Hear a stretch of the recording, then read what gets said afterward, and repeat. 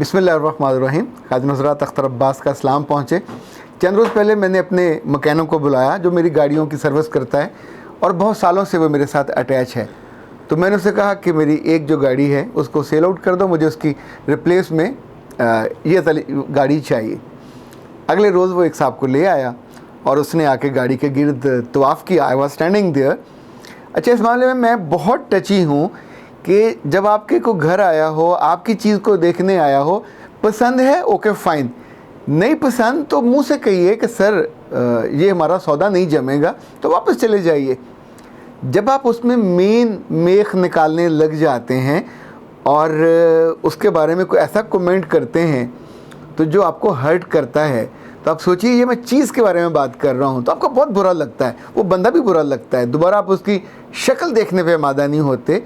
तो रिश्ता देखने को आया हुआ हो और जाते हुए कुछ ऐसी बातें कह जाए, और वो भी औरत हो, माँ जैसी, या उनकी बेटियाँ हों, उनकी बहनें हों, बहनों जैसी, और आपके दिल का कचूमर निकाल के जाएं, तो सोचें कितनी बुरी लगेंगी। ये मुझे इसलिए याद आया कि सहर मलिक ने, इसको लोग आमतौर पे सहर भी पढ़ते हैं, तो सहर वो दूसरा होता है जादू वाला, और ये जो सहर है ये सुबह वाली होती है। आई डोंट नो ये मलिक साहब कौन से वाले हैं।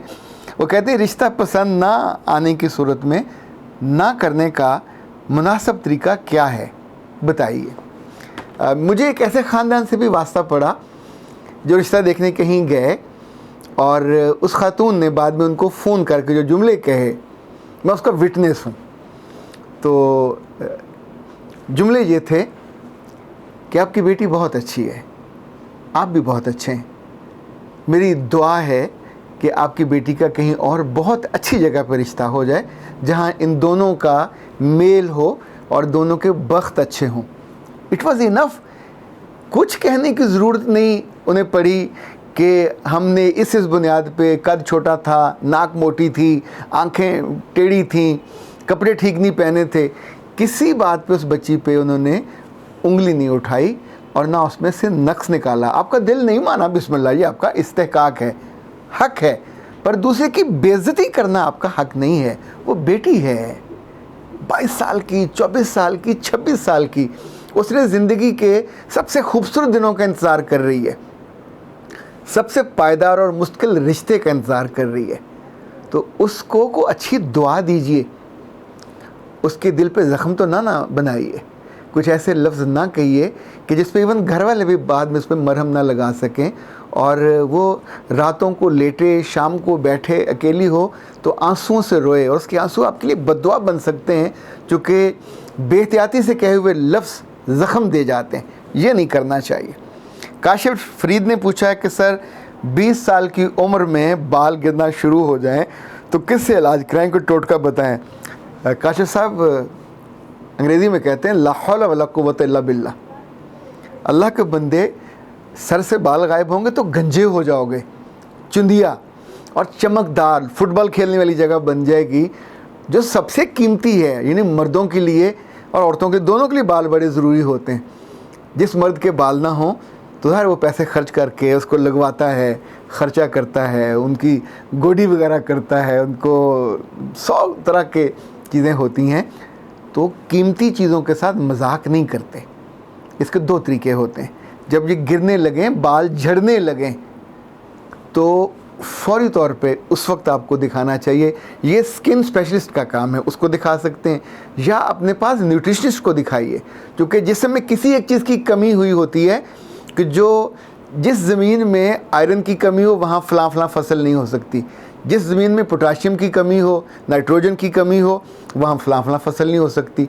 तो उस कमी को दूर किया जाता है, उसी की खाद डाली जाती है, तो चीज़ें ठीक हो जाती हैं। यूँ जगह जगह से आप टोटके मांगते फिरेंगे तो इनफैक्ट सिर्फ सर गंजा तो वापस नहीं उगेगा, अल्लाह माफ़ करे, वहाँ ज़ख्म भी हो जाएंगे।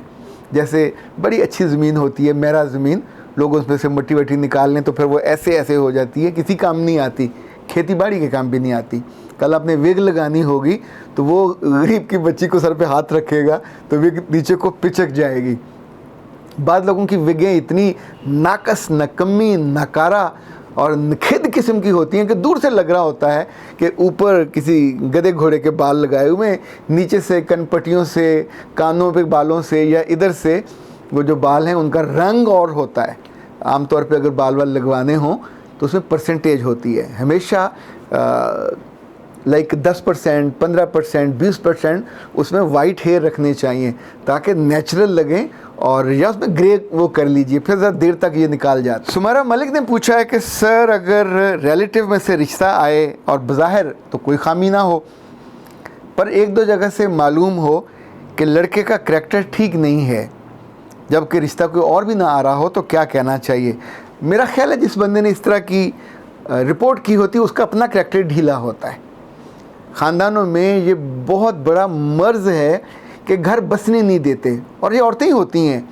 बहुत कम होता है मर्द दूसरे के बारे में बुरी रिपोर्ट दें।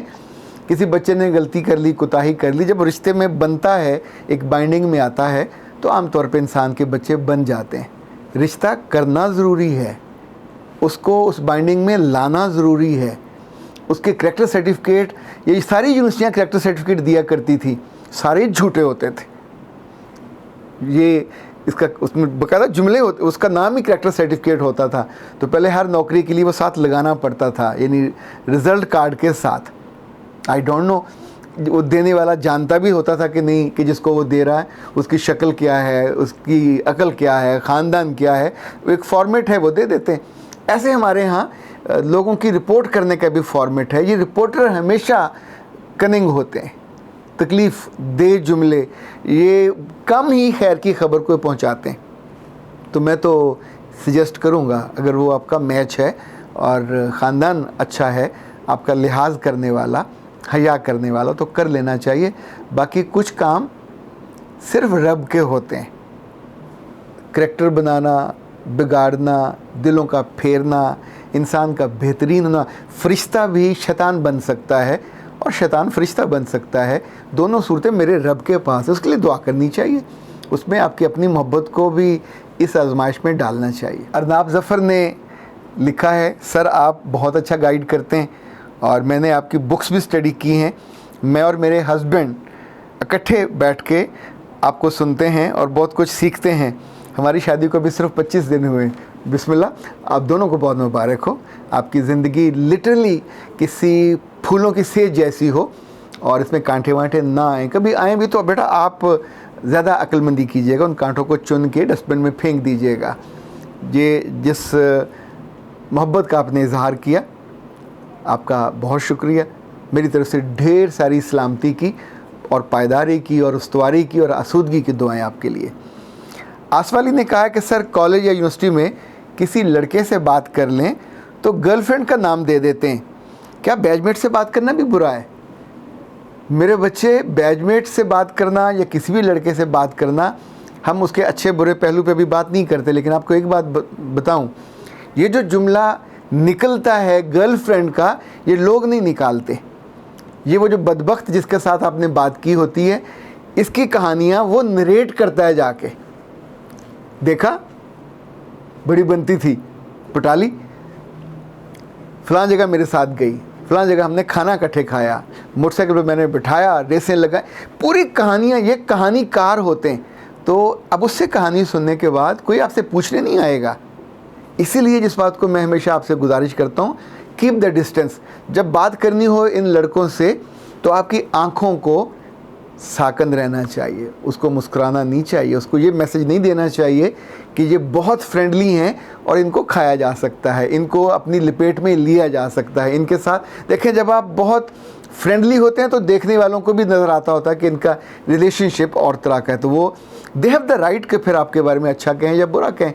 पर जब आप खुद मुहतात होते हो, मैंने ऐसी बहुत सी बच्चियाँ देखी हैं 4-4 साल गुजारती हैं, कभी उनका कोई स्कैंडल ही नहीं बनता, दिखने भी खूबसूरत होती हैं, प्यारी होती हैं, पढ़ाई में भी बहुत अच्छी होती हैं और सड़ियल और लड़ाकू भी नहीं होती, बट दे नो, या उनकी माँ ने सिखाया होता है या बाप ने सिखाया, आई डोंट नो किसने सिखाया होता है, हर घर में अलग अलग होता है कि प्यारे बच्चे, अपनी इज़्ज़त अपने हाथ में है।